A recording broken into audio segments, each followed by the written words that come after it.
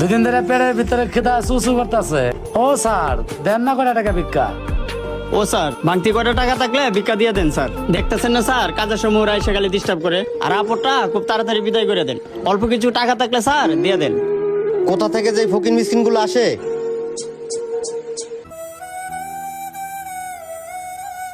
Hello, যে বিষয় নিয়ে আপনার সাথে কথা বলতে চাইছিলাম। আল্লাহ, এটা দেখি সোনার কয়েন। আরে কি এটা আবার না দেখা দিল? আরে কোথা থেকে ফৈন্নি মৈন্নি গুলো আসে? আরে না ভাই, আপনারে বলি নাই। কি ব্যাপার? আমি তো কিছুই বুঝলাম না।